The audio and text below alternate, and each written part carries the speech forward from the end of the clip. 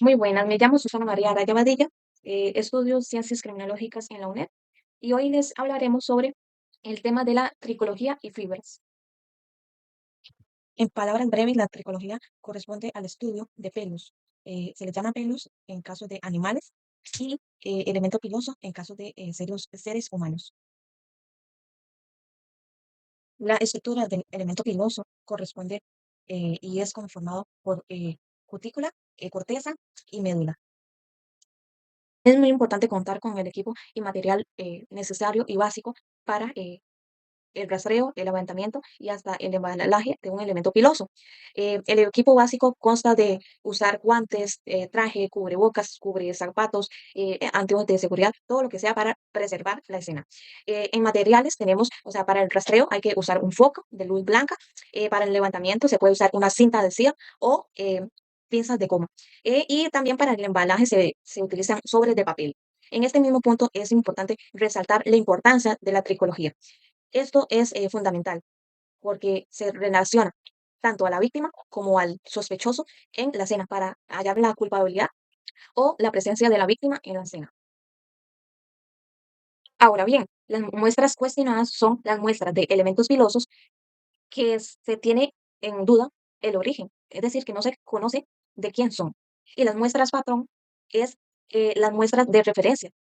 Si se tiene a una víctima o a un sospechoso, se recogen propiamente de la persona y se comparan con las muestras cuestionadas para ver si pertenecen o no a esa persona. Por lo tanto, la recolección de las muestras patrón se debe de hacer así.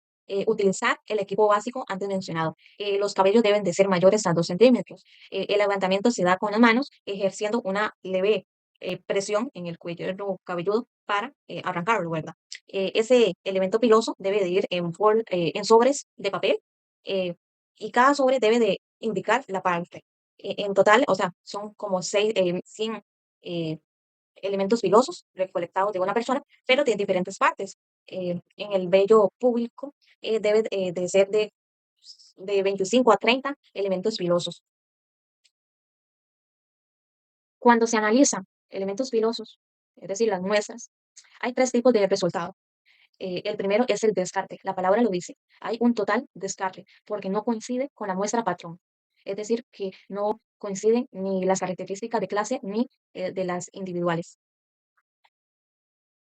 El no conclusivo es cuando las muestras, tanto la cuestionada como la de patrón, comparten algunas similitudes de características de clase, pero no el elemento más importante que tiene una muestra, que es la médula. Cuando no se comparte o se coincide la médula entre las dos muestras, es un resultado no conclusivo. Bueno, en este caso, eh, ese caso queda archivado, al menos de que sea la única evidencia que se tiene, se tramita a hacerle el ADN, pero antes no. Ahora sí, inclusión es la única prueba que va directo al ADN. Es cuando las muestras encajan perfectamente, es decir, coinciden tanto características de clase como individuales y va directa al ADN. También hay dos tipos de ADN en la psicología. El nuclear, que consiste en analizar un elemento piloso que tiene, digamos que como comúnmente se le llama la raíz del elemento filoso, el bulbo.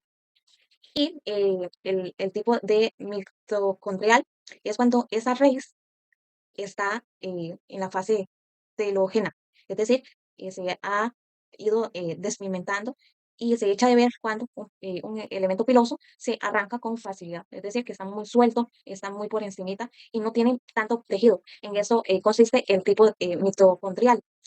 eh, ya el elemento piloso no tiene tanto tejido para hacer un tipo nuclear, porque ya, o sea, casi que nada o muy poco tejido para clasificarlo en el tipo nuclear.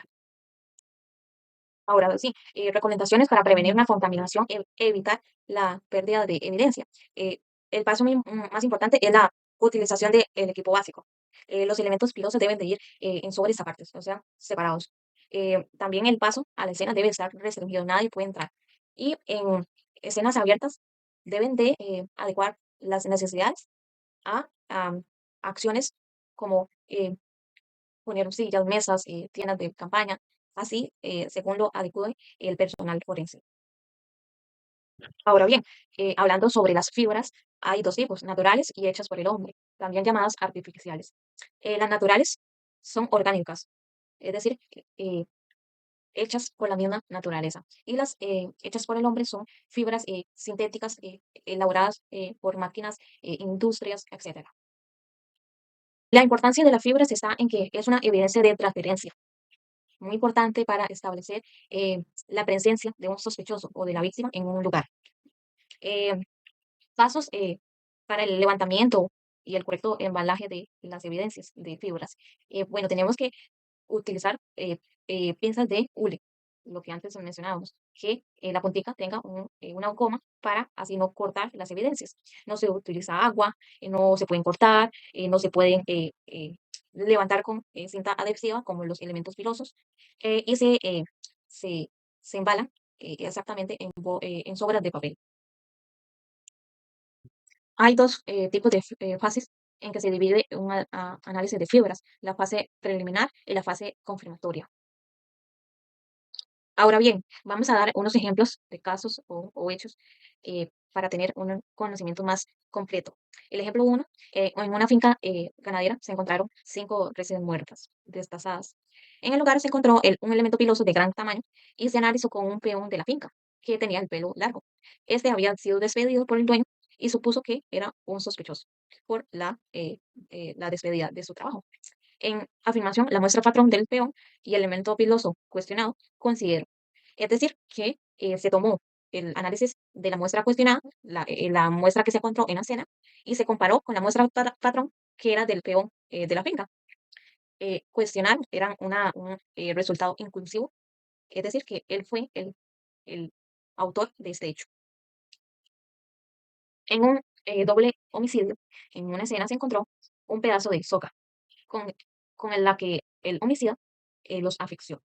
Cuando allanaron la casa del único sospechoso, que era un amigo de ambos hombres asesinados, en la casa se encontró la otra soga y se determinó que por medio del análisis que sí coincidían ambos pedazos de soga, además en que la soga que se encontró en la casa del sospechoso tenía un elemento piloso, lo cual sirvió para relacionar las dos muestras patrón de los dos asesinados y esta que se encontró en la soga, que era la muestra cuestionada, para ver si era perteneciente a alguna de las dos víctimas, lo cual en afirmación, según los análisis, dieron que sí coincidía con una de las víctimas.